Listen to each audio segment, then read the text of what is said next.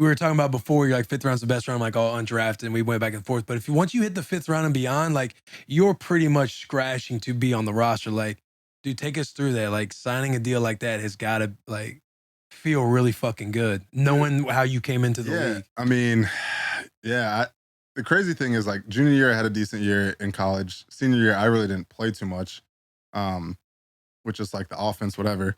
And so I was like, damn, I don't even know if I'm gonna get drafted, to be honest. Like I thought I was gonna be an 8th round guy. And then I fortunately got drafted, and yeah, it's been a grind. Like the first couple of years were like anytime a tight end gets hurt, it's like it doesn't matter. Like, all right, you go in, you're with the first team, you're also doing scout team, you're also doing every special team, you're also doing every scout team on special teams. I'm just like, you were running the scout on special teams too? I was doing everything. Yeah. Oh, brother. Oh no, I was dying. Like I lost like 13 pounds every day, and I would just be like, this is fine, I'll be fine. Like this is what it takes, right? Hey, we're developing you. Yeah, exactly.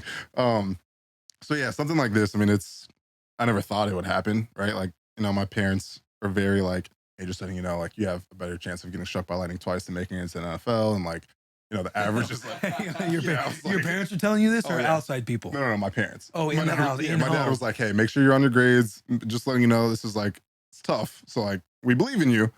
Like, they're giving me the be realistic. Yeah. So yeah, it's like the average is what, 3.5, 4 years maybe. Like, yeah, we're smacking that right now. Go us. Like, come on. I think it's 2.8 just to hype us up even more. Come on. So yeah, no, it something like this was like, got to spend it with my parents too, which was nice, and like hung out with them talking about it. So yeah, it's sick. It's dope. Do you appreciate them keeping it real with you when you're young, kind of going through it, and they're saying they talk about the odds and everything else? Yeah, I would have been a piece of shit probably. Like I would have been not like I mean, my parents raised me right, but I think throughout high school, like you start hearing some hype and you're like, oh wow, like I'm like colleges are coming to talk to me. Like I'm an only child. I talk a lot. Like I would just like act up a little bit in class, like not caring really. Spoiled a little bit. Yeah, our high school was really good, and my parents were like, you were a beast. You played quarterback, wide receiver. You also said punter. Yeah, I was the punter. You went 11-1 as a junior, passing for 1,700 while also rushing for 800 yards. Like you, so yeah, you were a stud. Yeah, I mean, I won't say I was a stud. I'll say our high school was really good.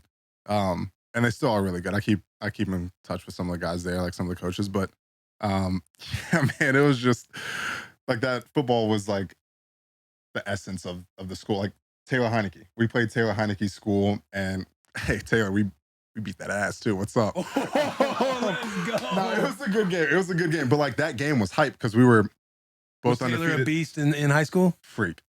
He was a freak. I mean, dude, what did he throw for over 700 yards in a college game? Oh no, I know. I kept up with him in college because I was like, dude, this guy's unbelievable. People just sleep on him. Yeah. And our county's really good. We have a lot of good talent coming out. So again, like football in our county was like, Taylor could probably do whatever he wanted to in his high school. Like it's like, oh yeah, cool. Like school, great, but like also like if you are like, hey, like, dang, I missed some homework assignments, like if this test score is an A, because I was decently smart. Like if this test was an A, like can the A be for the rest of the homework? Oh yeah, sure, we got you. Like, oh cool, dope, great. Yeah, so they'd hook it up like that in high school. It was one teacher. I'm not gonna because you're saying this is like Friday Night Lights at your high school.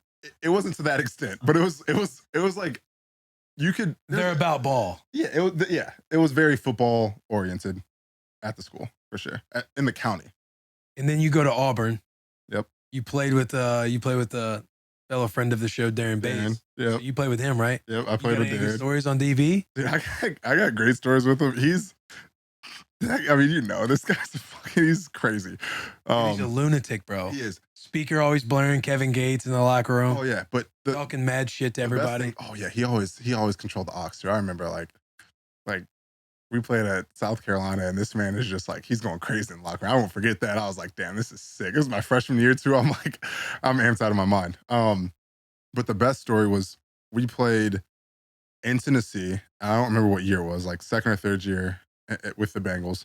And I see him across, maybe like fourth year, but I see him across, and he's just talking shit the entire time. I'm like, yes, CJ, I'm on your ass. I'm like, oh, dope. Like, you're blocking me. Cool. I know it now. This is great. I'm on kickoff. Like, I'm going to give you a move, whatever. I'm staring at him the entire time.